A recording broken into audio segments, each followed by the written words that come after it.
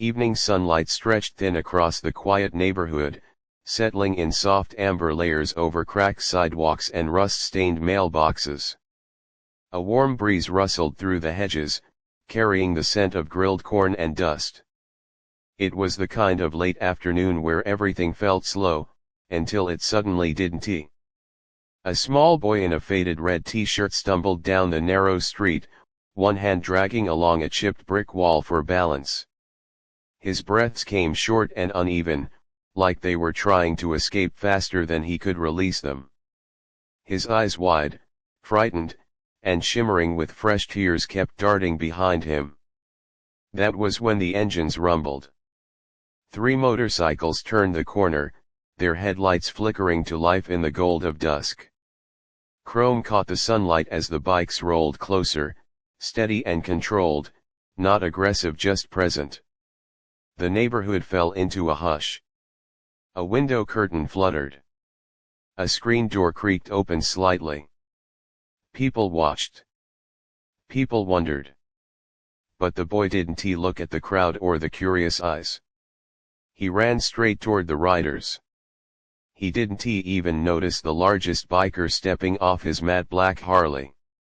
The man towered over most, with shoulders like stone and a beard streaked with silver.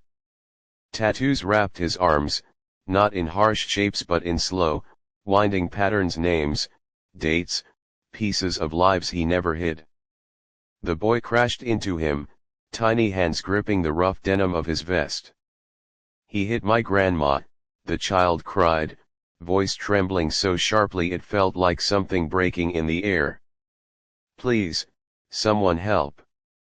A murmur swept through the block, but the biker whose club patch read Ridgeway Guardians knelt immediately.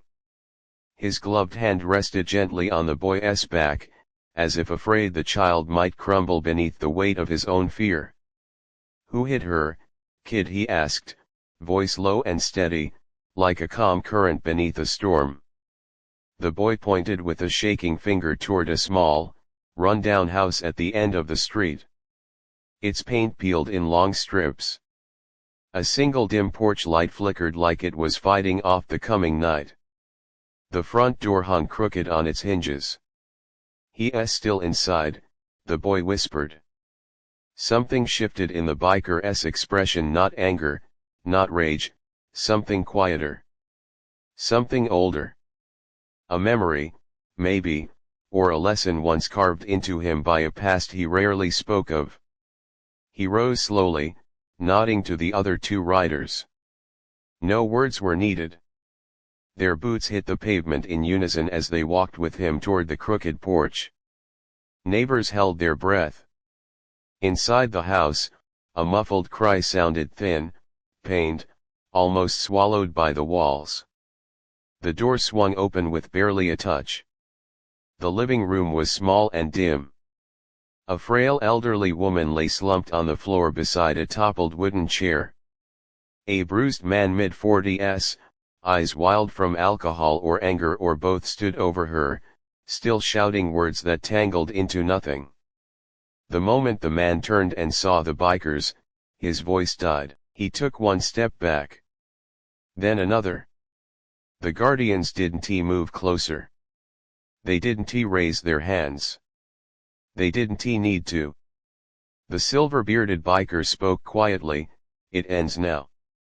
There was something in the tone, something final, something carved from years of defending people who never had anyone else.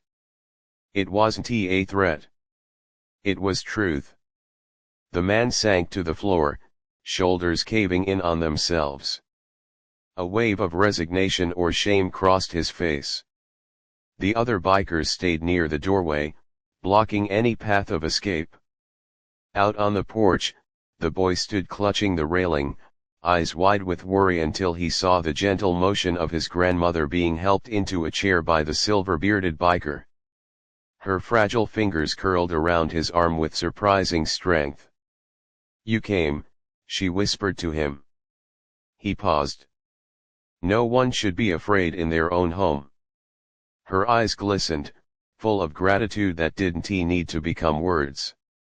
Sirens wailed in the distance. Someone must have called. The bikers stepped back, letting the authorities take over, but the boy didn't let go of the leader's hand. Not even when the flashing lights washed over them. Not even when neighbors emerged from their doors. "You stopped him," the boy said softly. The biker looked down. "You stopped him first. You came to get help."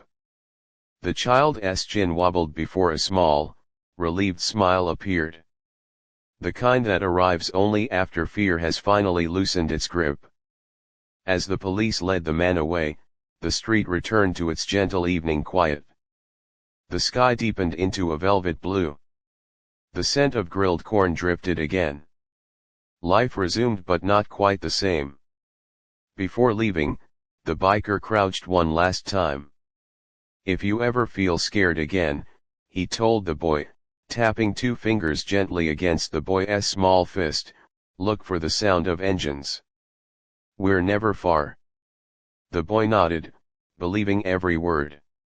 And as the motorcycles rolled away, their tail lights glowed like 3 steady stars moving together, quiet guardians sworn not by blood, but by choice. Sometimes, the people who look the toughest carry the softest vows. And sometimes, the most unexpected strangers become the protectors we never knew we needed. If this story touched your heart and moved you in any way, please like the video, comment, share it with someone who need a little hope today, and make sure you subscribe to Humanity Diaries. Your support helps us continue emotional and meaningful stories to the world. Please comment below which part of story touched you the most.